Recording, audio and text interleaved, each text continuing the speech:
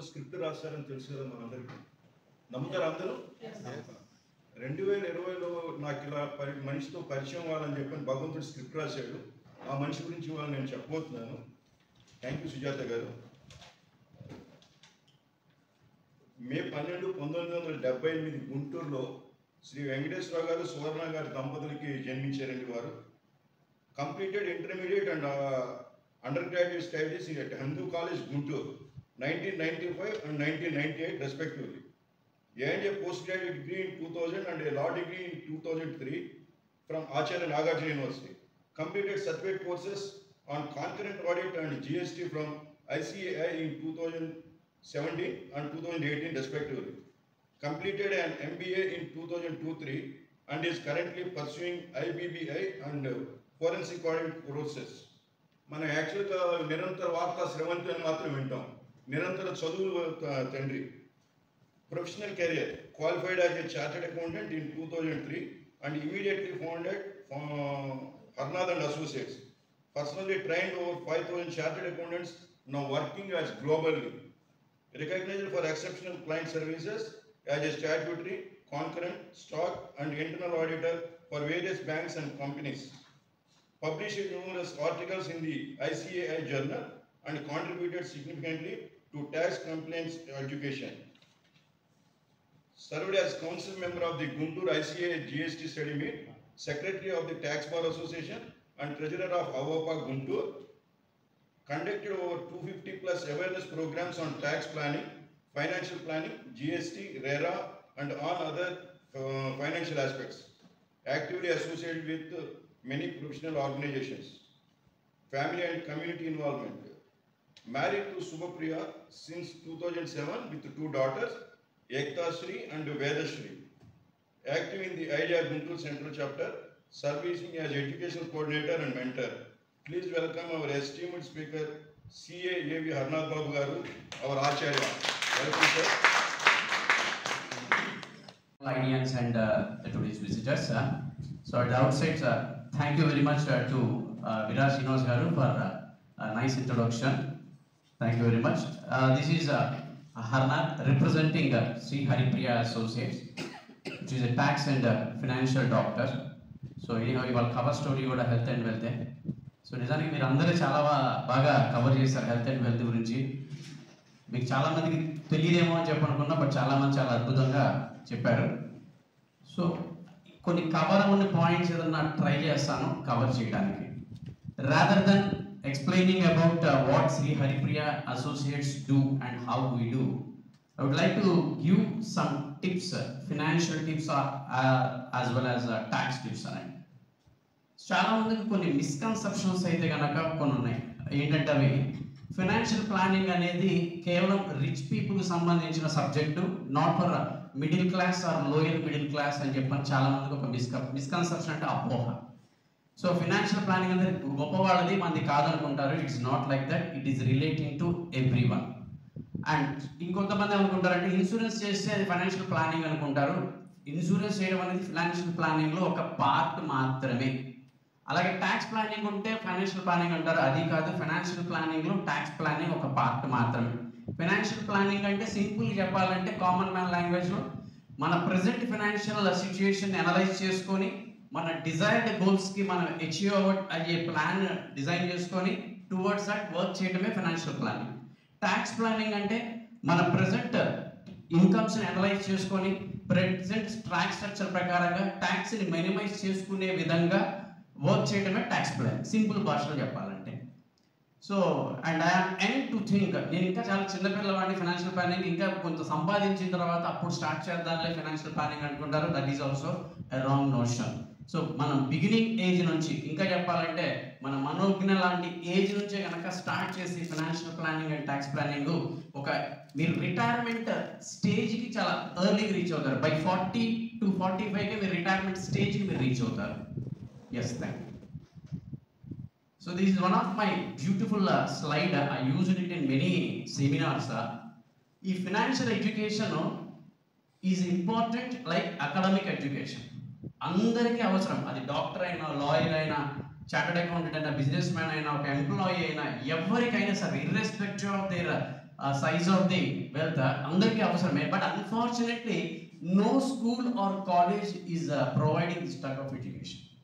And whereas this education is necessary from womb to tomb, ఉయ్యాలలో పడిన దగ్గర నుండి ఊరవతలకి వెళ్ళేంత వరకు మనకి ఫైనాన్షియల్ ఎడ్యుకేషన్ అనేది అవసరమే. womb to tomb. But unfortunately, no school or college is providing this education. Next slide. So, అందరికీ ఆ ఎడ్యుకేషన్ ఇంతకుముందు నేను 1 minute ప్రెజెంటేషన్లో చాలాసార్లు చెప్పాను. అందరికీ ఫైనాన్షియల్ ఎడ్యుకేషన్ ఉండాలంటే పుస్తకాలు చదవాలి, దానికి సంబంధించిన సెమినార్స్ అటెండ్ అవ్వాలి, అండ్ ప్రొఫెషనల్స్ ఫైనాన్షియల్ ప్రొఫెషనల్స్తో డిస్కస్ చేస్తూ ఉంటే మనకు వస్తే వాటిని ఇంప్లిమెంట్ చేయాలి. And few other financial tips. Earning rule, ఇది కూడా ఒకసారి 1 minute ప్రెజెంటేషన్లో చెప్పాను long back. 70, 25 and 5 rule everyone should follow.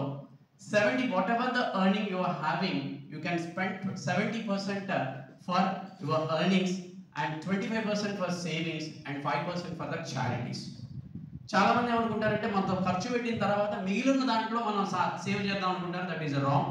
First మీకు వచ్చిన దాంట్లో 25% సెట్ అపార్ట్ చేయండి, సేవ్ చేయండి. ఎక్కడ సేవ్ చేయాలి అది ఒక పెద్ద డిబేటింగ్ ఇష్యూ, తర్వాత మాట్లాడుకుందాం. So remaining for 70% and 5% for the charities. Due to paucity of time, I can't elaborate each and every point. Then next, insurance. ఇందాక సుమంత్ కూడా ఒకసారి అడ్రస్ చేశాడు. ఇన్సూరెన్స్ అనేది అందరికీ కూడా వెల్త్ క్రియేషన్, ఫైనాన్షియల్ ప్లానింగ్ లో ఉండాల్సిన మొట్టమొదటి రిస్క్ కవరేజ్ ఏంటంటే ఇన్సూరెన్స్ అండి.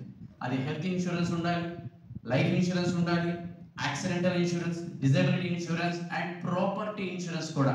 చాలా మంది హెల్త్ కి లైఫ్ కి ఇన్సూరెన్స్ చేయించుకుంటారు, ప్రాపర్టీ ఇన్సూరెన్స్ చేయించుకోరు. లైక్ మన బైక్ కి, కార్ కి ట్రాఫిక్ కానిస్టేబుల్ పట్టుకుంటారని ఇన్సూరెన్స్ చేయించుకుంటారు, కానీ మన ప్రాపర్టీని ప్రొటెక్ట్ చేసుకుంటున్నాం అని చెప్పని ఆలోచించరు. సో అందరూ ప్రాపర్టీ ఇన్సూరెన్స్ కూడా చేయించుకోవాలి. అలాగే ఎమర్జెన్సీ ఫండ్, ఇది 1 minute లో కవర్ చేశాను. ప్రతి ఒక్కళ్ళు కూడా 6 months నుంచి 12 months కి మీ రిక్వైర్డ్ ఫండ్ ని లిక్విడ్ అసెట్స్ లో పెట్టుకోవాలి. లైక్ క్యాష్ అవ్వచ్చు, లేదంటే గోల్డ్ అవ్వచ్చు, లేదంటే బ్యాంక్ సేవింగ్ డిపాజిట్ అవ్వచ్చు, ఫిక్స్డ్ డిపాజిట్స్, అలాంటి లిక్విడ్ ఫండ్స్ లో పెట్టుకోవాలి. And never give guarantee to the others. వేరే వాళ్ళు లోన్ తీసుకుంటుంటే గ్యారంటీ ఇవ్వమని కనుక అడిగితే కనుక ఎట్టి పరిస్థితుల్లో లోన్కి అయితే కనుక వాళ్ళకి లోన్కి మీరు గ్యారంటీ అయితే కనుక ఇవ్వద్దు. ఇవన్నీ వేరియస్ ఎక్స్పీరియన్సెస్ నుంచి డిజైన్ చేసిన టిప్స్ అండి. ఉన్న లిమిటెడ్ టైంలో ఎక్కువసేపు చెప్పలేం కాబట్టి లిమిటెడ్గా చెప్తున్నాను. దీని గురించి కావాలని డీటెయిల్ తర్వాత మాట్లాడుకుందాం. అలాగే never give loan to family or friends. ఎందుకంటే ఫ్యామిలీకి కానీ ఫ్రెండ్స్కి కానీ లోన్స్ ఇవ్వద్దని చెప్పేది. అంటే ఫ్యామిలీ మెంబర్స్ అంటే మీ అంకుల్ ఆంటీస్ కానీ 2 జరగచ్చు. ఒకటి మనీ పోవచ్చు, లేదంటే రిలేషన్స్ అయినా పోవచ్చు. మనీ పోవచ్చు, రిలేషన్స్ పోవచ్చు. మనీ పోకూడదు, రిలేషన్స్ పోకూడదు అంటే బెటర్ ఇవ్వద్దు. వెరీ రీసెంట్గా సేమ్ ఇదే పాయింట్ మా ఇద్దరి మధ్య కూడా డిస్కషన్ వచ్చింది శ్రీనివాస్ గారికి. 80% నేను లోన్ ఇవ్వనంటే లోన్ తీసుకోనంటే అని చెప్పాను. రిలేషన్స్ పోతాయి అనవసరంగా. ఓకే. అండ్ అలాగే ఫోర్స్డ్ సేవింగ్స్ ఇందాక ఆల్రెడీ కవర్ చేశాము. ముందు ఎర్న్ చేసిన దాంట్లో ముందు ఫోర్స్డ్గా సేవింగ్ చేయండి, మిగిలిన దాన్ని ఖర్చు పెట్టుకోండి. అంతేగాని ఖర్చు పెట్టినాక మిగిలింది సేవ్ చేయడం అనేది wrong notion. And take opinion before investment. మీరు ఏ ఇన్వెస్ట్ చేసినా ఒక ల్యాండ్ కొనండి, ఒక షేర్ కొనండి, ఒక ఇన్సూరెన్స్ అవ్వండి, వాట్ ఎవర్ ఇట్ ఈస్, ఎవరో ఒకరితో డిస్కస్ చేయండి, మీ వెల్ విషర్తో డిస్కస్ చేయండి. Who is having that knowledge. అది మీ వైఫ్ అవ్వచ్చు, హస్బెండ్ అవ్వచ్చు, డాటర్ అవ్వచ్చు, సన్ అవ్వచ్చు, అంకుల్ అవ్వచ్చు, ఆంటీ అవ్వచ్చు, ఆర్ ఒక ఫైనాన్షియల్ ప్రొఫెషనల్ అవ్వచ్చు, ఒక చార్టర్డ్ అకౌంటెంట్ అవ్వచ్చు, ఎవరైనా సరే డిస్కస్ చేయండి వెల్ విషర్తో. ఏ వెల్ విషర్తో?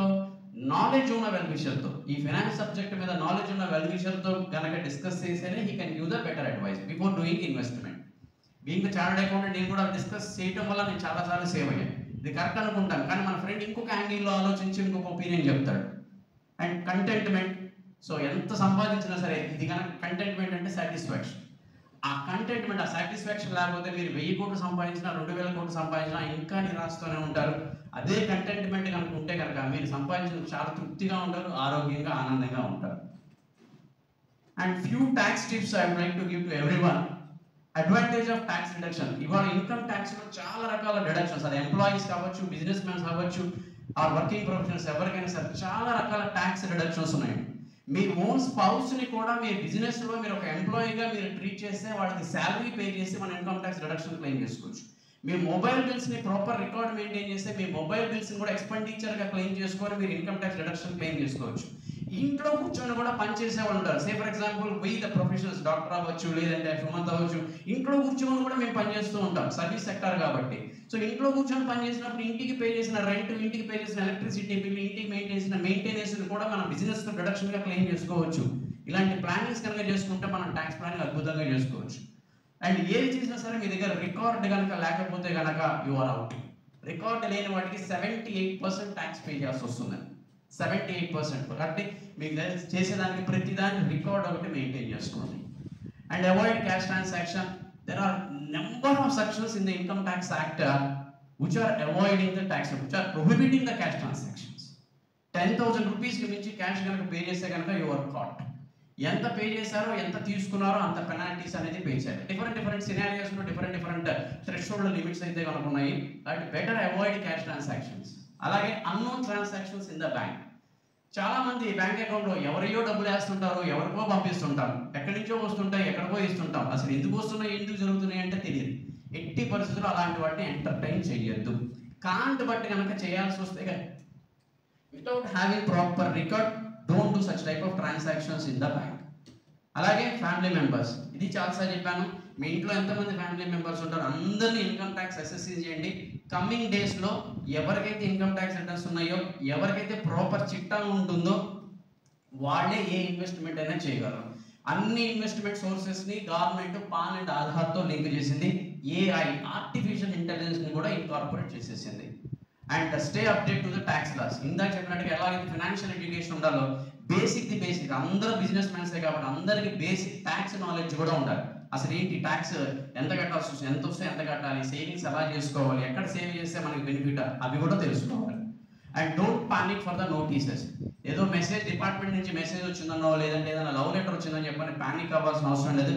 వెరీ బెస్ట్ ఎగ్జాంపుల్, నిన్నే ఒక క్లయింట్కి సెక్షన్ 73 ఆఫ్ జిఎస్టీ కింద నోటీస్ వచ్చింది. చాలా కంగారు పడిపోయి తీసుకొని వచ్చాడు. సెక్షన్ 73 ఆఫ్ జిఎస్టీ యాక్ట్ ప్రకారంగా నోటీస్ ఇవ్వాలంటే మినిమం 3 months గ్యాప్ అయితే కనుక ఉండాలి. కట్ ఆఫ్ డేట్కి 3 months మినిమం గ్యాప్ ఉండాలి. బట్ 1 month గ్యాప్తో డిపార్ట్మెంట్ నుంచి నోటీస్ వచ్చింది.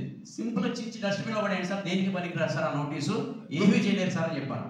సో నోటీస్ వచ్చినంత మాత్రం కంగారు పడక్కర్లా. ఆ నోటీస్ వ్యాలిడ్ నోటీసా, వ్యాలిడ్ టైంలో వచ్చిందా, వ్యాలిడ్ ఆఫీసర్, ప్రాపర్ ఆఫీసర్ అంటారు. ప్రాపర్ ఆఫీసర్ ఇచ్చారా లేదా చెక్ చేసుకొని అప్పుడు మనం దాన్ని ఏం చేయాలనేది ఆలోచించాలి. అండ్ టైమ్లీ కంప్లైన్సెస్ చేయండి ప్లీజ్. నెక్స్ట్, సో ఆల్రెడీ ఇక్కడికి 10 minutes అయిపోయింది. I just rush.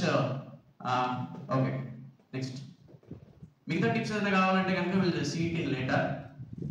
And services what Shri Haripriya associates offer income tax and GST అలాగే మీ internal audit, revenue audit, stock audits కూడా వీ డూ దాట్. అంటే మీ బిజినెస్లో స్టాక్స్ ఎంత ఉన్నాయి, కరెక్ట్గా ఉన్నాయా, book stocks and physical stocks కరెక్ట్గా ఉన్నాయా లేదా అని వీడు. అండ్ బుక్ కీపింగ్ అంటే మీ రెగ్యులర్ అకౌంట్స్ ఏదైనా కావాలన్నా కనుక we can provide. Scrutinies, appeals, tribunals, bank project reports and loans also we do that. Next, any type of licenses which the businessman requires. Andariki any licenses akkarla, depending upon the business you need certain licenses from the government, few from the state government, few from the central government. Any type of licenses we can assist you.